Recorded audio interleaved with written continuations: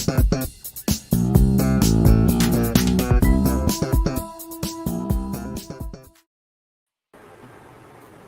welcome to the East County Sports Report. I'm Ramon Scott. I'm joined by my partner at EastCountySports.com, Dave Dickens. Dave, more news out of Spring Valley. Our guys are getting scooped up left and right. You find a way, they will find you and give you opportunities, even if we can't get on the field. Who we got tonight? Well, tonight we got JAKE Entrekin from the Cougars, as well as we just had, 2-3 days ago, we just had your buddy Sebastian Granados. And I've been getting my phone blown up lately by Coach Evans. He's been asking me, now, would you guys be interested in our local boys? And the answer to that question is type away and keep sending them my way, and we will find a way to get them on, because I'll tell you what, the local talent in the East County deserves just as much as the North County. As we know, the North County gets a majority, and we need to change that. And we are working on that. It's a work in progress. But what I would like, first and foremost, is if you could make your own announcement who we're signing with. Okay, I'm JAKE Entrekin, and I just verbally committed to Point Loma Nazarene. Staying home, decided to stay home, and was there anybody else that was looking good, or did we look at anybody else? I know we didn't take a trip, but was there anybody else in the catalog that gave us a phone call? I had an offer from Colorado Mesa, and I was talking with some other schools, but those were my only two offers at the time. Well, if you had to base it on ballpark, Jake, go to Point Loma every time. Everybody in the country would. Playing in America's most beautiful ballpark, Dave. You've been there. It's awesome. It's incredible. And Jake, we'll see him. He's a versatile player, but he wears the tools of ignorance, Jake. You're a great catcher, man. Thank you. Appreciate that. And you know what? I'll tell you what. It's too bad that we didn't. You weren't a couple years older, because it'd be nice to push you through the system real quick, and the hometown boys because the San Diego Padres could use a catcher right now more than anything on the baseball diamond. Yeah. Yeah, Jake knows, though. I mean, for all the troubles, and Hedges, didn't hit one tonight, I think, too, as did Fernando Tatis. So we were talking about that one before the show. But, Jake, you got to admire Austin Hedges' play. I mean, if I were a catcher, talking about defensively, I'd model myself after this guy. That's unfortunate about the bat, but don't let Dave get you down. Hedges is a great defensive catcher. Really, maybe the best skills in the entire game. Yeah, he has some great hands behind there. He gets tons of strikes with guys. Yeah, I just think if we could heat up some of those bats. I mean, we got two catchers, and I guess I was a little discouraged because when we're hitting at 121 starting the evening, I'm a little skeptical. So, but as mentioned by Ramon, he has made some defensive plays, and I know this is trivial to most, but for God's sakes, button your shirt too, would you? Tired of seeing the chest there. Yeah. Hey, Jake, you were over in Arizona with those guys. We talked to Sebastian the first night, and just want to know how to go the other game. You played another couple games after that. We heard the first game went pretty well. That late night game, what happened on the weekend? Yeah, we played. Our team is sick, dude. We played really well. Everyone on our team swings it. They're all like top level guys, so it was really fun to watch. Fun to play too. Well, we know Sebastian was over there. Who else from anybody that is from around here? I know you don't know where everybody's from, especially a guy you might have met, not known as many guys that well. But who else did you have over there? You mentioned some teammates as well. Yeah, like the whole team is East County. There's Granite guys, Steel guys. There's who else is there? A few Madison guys, just like everyone.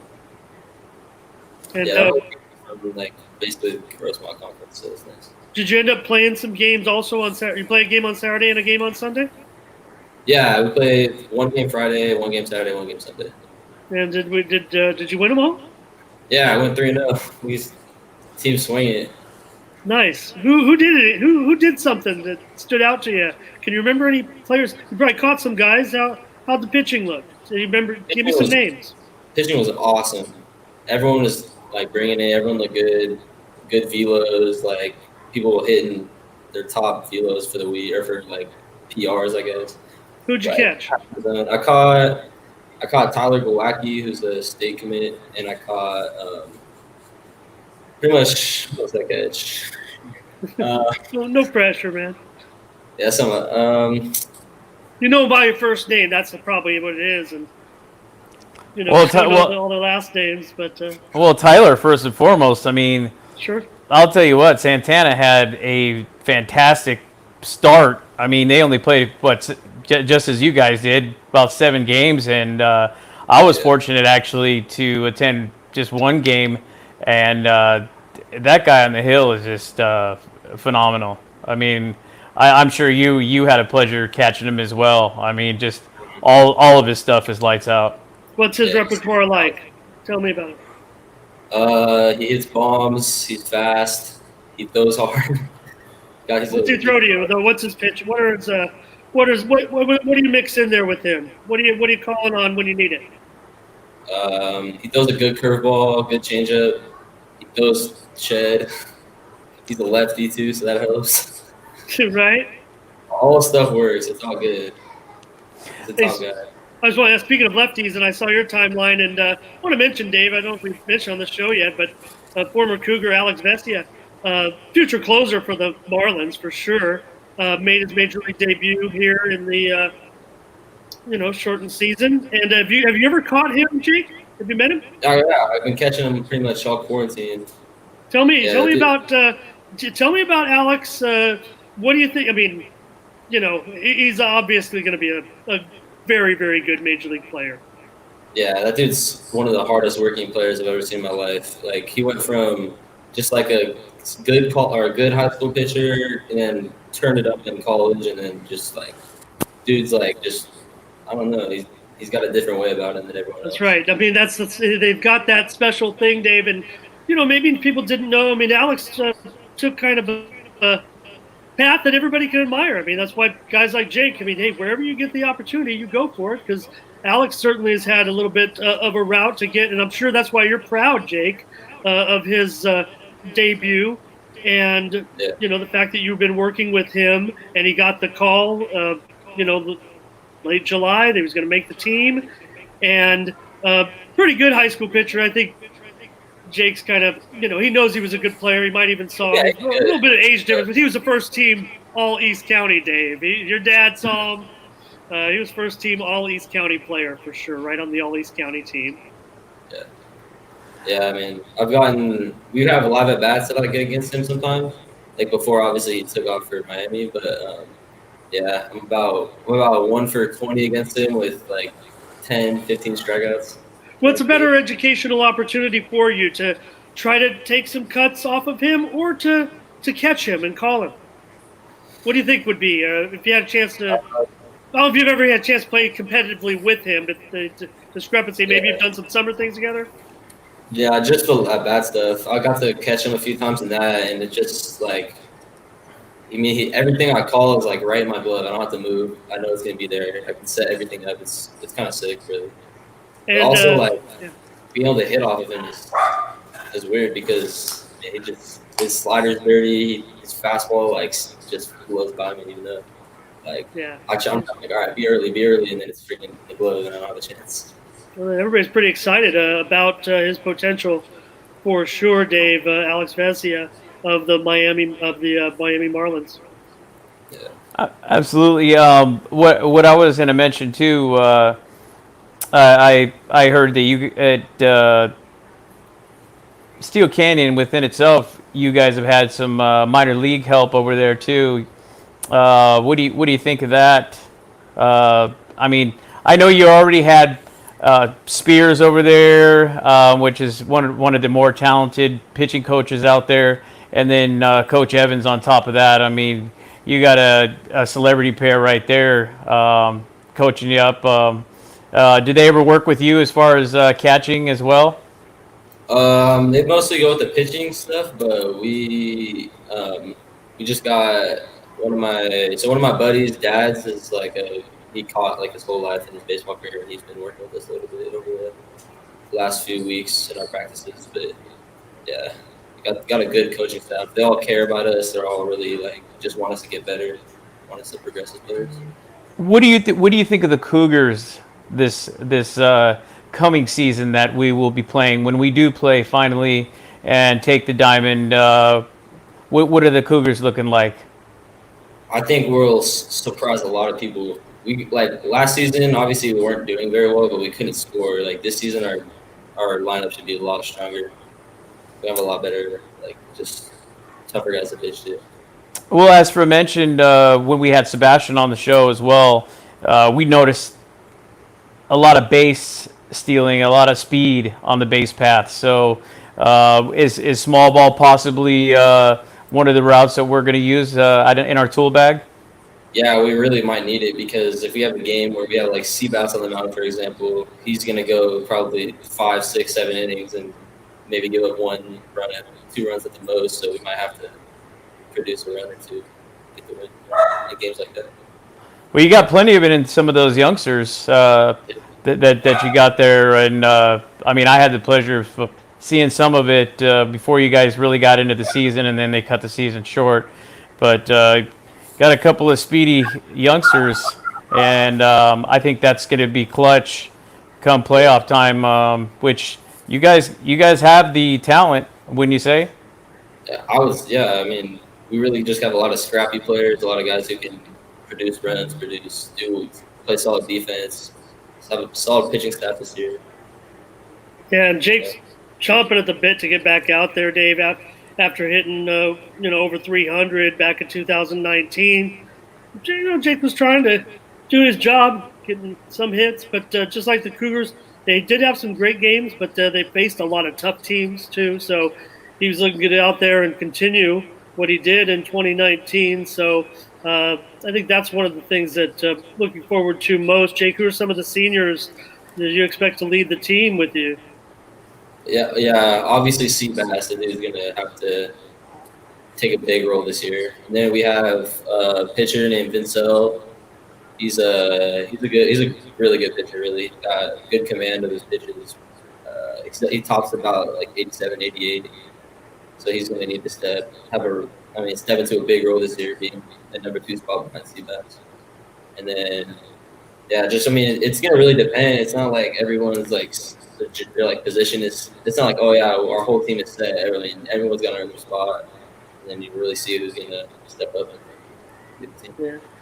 Well, you're gonna really miss. I mean, I'm sure you guys feel it too. Having a big guy, big slugger like Billy, you're not having him in the lineup now. I'm sure that hurts quite a bit with a younger team now. And like I said, playing small ball, I mean, he would have been clutch. If you could have had another year out of him, I mean, as we all know, we'll never forget that one he crushed over at West Hills.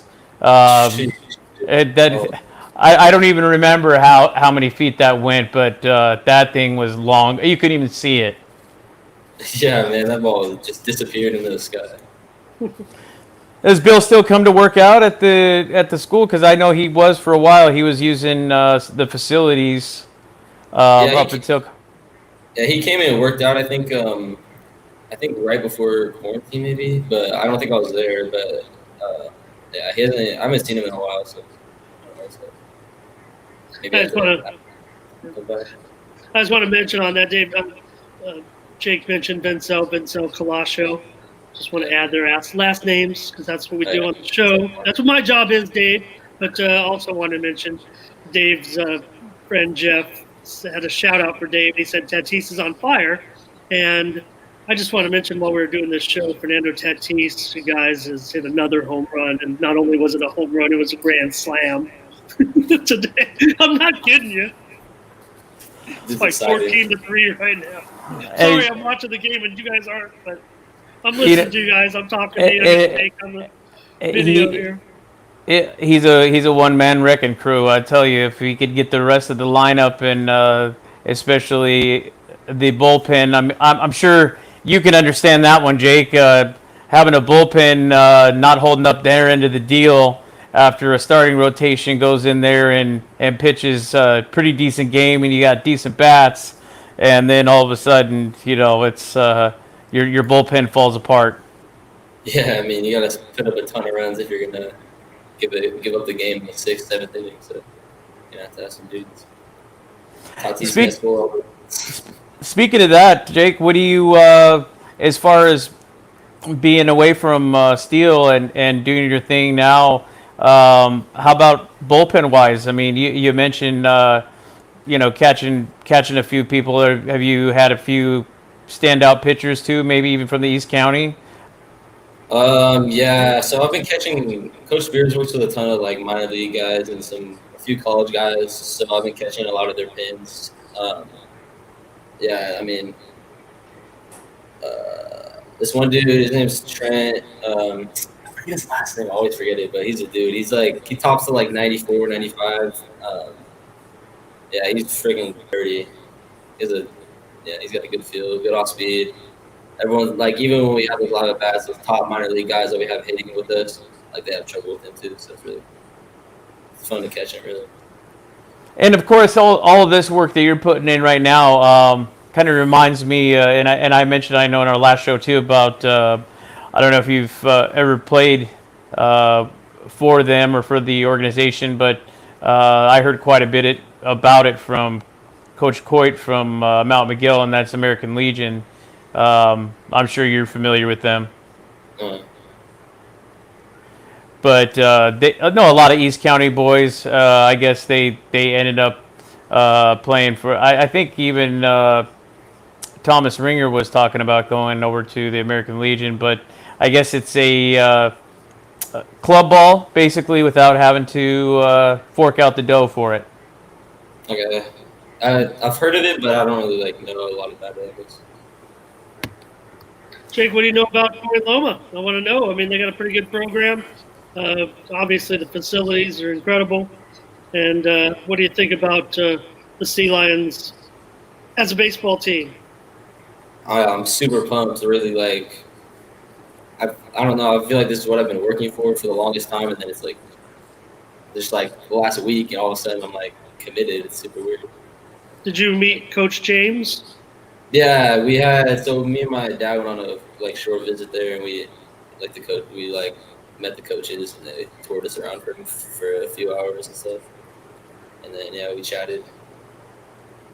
And Ramon mentioned it. What did you think when you saw the field? I mean, walked out there. You guys never played on that field at all? Ever played on that? Yeah, field? I played there probably 5 or 6 times. It's okay. Every time you go there, it's wow, man. Right, why can't every place be like this? I mean, it's right there. You teach us the secret of watering the grass, so we can figure out how to get the Steele Canyon to go like that. Right. I should have had a picture ready or something brought up, but I mean, everybody's. Come on, all of our fans have seen it. Carroll Land Stadium. If you haven't, I mean, it's probably one of the strong. It's kind of like a, not Wrigley Field style, but I mean, it's a place you got to see it. If you like baseball, you better see a baseball game there in your lifetime. Especially if you live in the city. Right. There's only one in the East County that would probably argue that his for a high school field is close, but that would be James Davis. I'm sure he'd argue that the Granite Field is well manicured and within the same league as Point Loma. But for a high school field, definitely would take my hat off. It is a pretty. You've played there, pretty nice field, and he takes care of it himself, pretty much single-handedly, and it's always looking pretty out there. I'm sure every time you've gone out there, you've enjoyed a couple of games out there. Yeah, I would have no complaints playing there. That's for sure. We had one of our guys in the Point Loma program, Dave, the guy you covered, Darren Cossio. Jake, you know Darren? No, I don't He's know. a former Granite Hills Eagle, Dave. You covered him. Yeah, that's what I was going to ask. I mean, you said a couple of Granite guys too. Was there any other names that come off the top of your head? For going to Point Loma or for my stars team? For your team currently? Oh yeah, so we got Austin Smith. He goes to Granite. He's a Oh wow. yeah, that dude's a beast. Those a crap out of the ball, man. And then obviously, well, Vincel plays with us. Yeah, he's a Steele Canyon guy. And then Luke Manzi plays with us. He's a Saints guy though, not exactly East County, but still pretty close. And then you know Ernie Arambula? Oh yeah, the Monarchs. East. Yeah, just tons of guys all over San Diego. Really just. I mean, it just sounds like you guys are. I mean, with the lineup like that, I mean, you guys got to be unstoppable. I mean, no wonder you won 3 in a row. I mean, who's going to stop you with a lineup like that? I don't know really. I mean, all these like 3/4 of the team is like committed already. D1s, D2s. Like.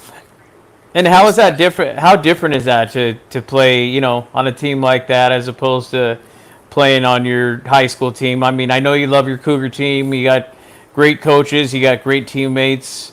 But two completely different worlds, I'm sure.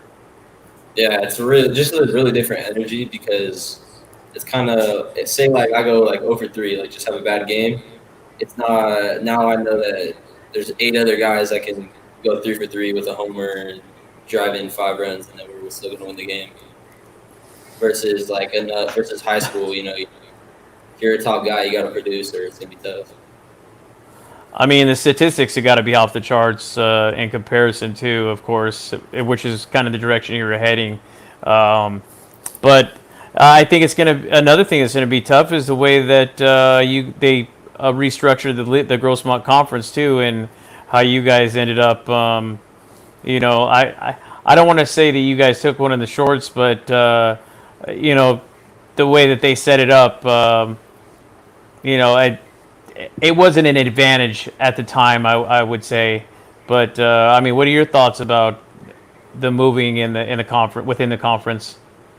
You're talking about moving to the hills. Yeah.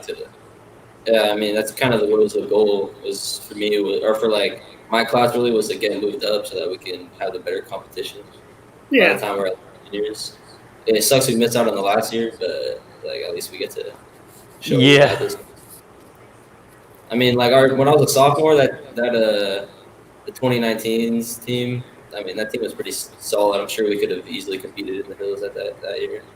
Yeah, we wanted to see that, Dave. Yeah. We definitely wanted to see that. Yeah, no, that's where the Cougars belong. I mean, really. Yeah, we had pretty solid pitching. Like we had the 3 stars that we had. They gave us a shot every single game, really. And you didn't even get to face Helix. They cut the season so short that you didn't even get to face the Highlanders. And I'm sure you guys were looking forward. I mean, that would have been a great test, you know, within the league, you know. Yeah, we talked about some of those 2020 games with Sebastian. What'd you think of that Madison game, Jake? What were you? How many innings did you catch in that game? 11? I think we went at least 10, something like that. We went 11 innings. You caught the whole game, huh? Yeah, man, I caught 11. That game was really cool. Like we had some sick like breaks on defense. We had like the first inning triple play, and then we had a few like runners on with no outs, and then the pitchers just get out of it. Yeah, I mean, it's a really well played game by both teams. Yeah, they had that triple play. They had a wild double play, also. Yeah. I think something like that, and just to end up, it's cool to hear him say that, Dave. You know, you think about today's baseball games, and you know, it was a 0-0 game. It was called the Darkness, 11 innings, and it was pretty cool to beat a game like that. I mean, that's not what everybody wants anymore in baseball. I don't want any 0-0 games. Jake, do you think in high school baseball, come top of the 8th inning, we should put a guy on second base to start the inning? I don't really like that. Yeah, he's old school, Dave. See, Yeah, I mean, no, I'm probably afraid if any level's going to makes it start to interesting. it to be high school ball, be the one to kind of initiate it permanently. yeah, I've had some bad breaks with the California tiebreaker and travel ball when I was younger. That's for sure. So I don't really like that. There is some strategy to it, though, when you're watching the Major League game. I don't know. Part of me's not minding it, but I'm just saying I'm watching it because of the COVID rules. We're going to get back to normal, and if a team wants – when I was a kid, Dave, I didn't want the game to end. I wanted to go 20 innings.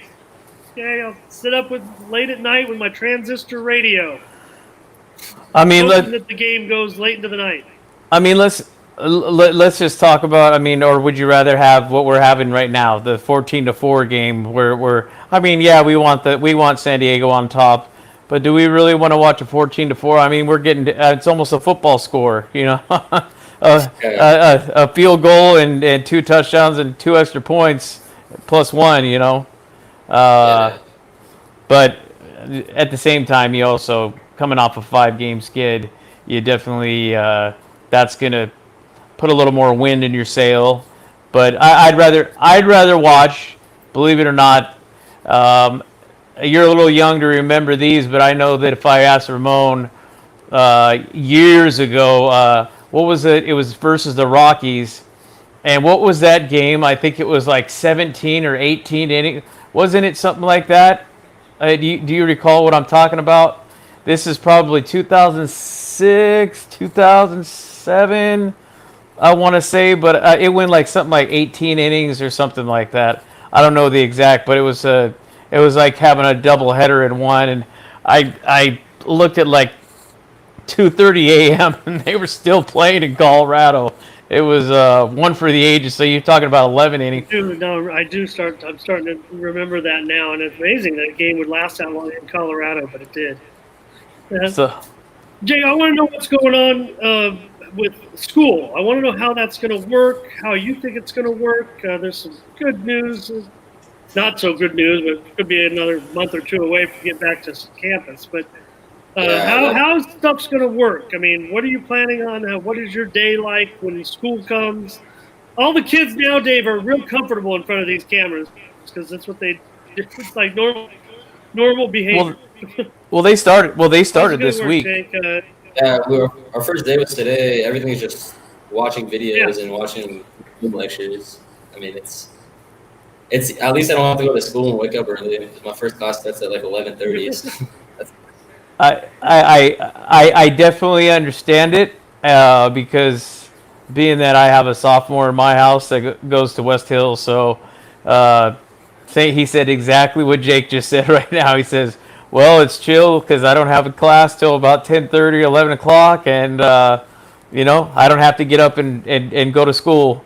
But I do hear, and this is hearsay for now, but I heard that they might even bring out waivers for parents to sign, possibly to send some of these kids to the campus, and it would be at that parent's discretion whether or not they would want their student to go, even if it was 2 days or 3 days, and then odd and even days, so we didn't, overcrowd the school, especially the way that Steele Canyon's set up. I mean, I worked there as a campus supervisor for a short time, and that really it can get bunched up real quick, especially come a break time around there. It gets stacked up downstairs real quick. So they would have to do some odd and even days if that comes into play. But did you hear any news on that? Any about the waivers possibly, and a 2-day or a 3-day, and breaking up the odd and even days? I haven't heard very much about that. I'm just hoping that at some point during, hopefully like the winter, we get to at least start coming back to school. Because I mean, if they keep pushing it back, then the odds of having a season will keep on shrinking. Yeah, that's what we're all concerned with. But Dave, I don't know if you got it.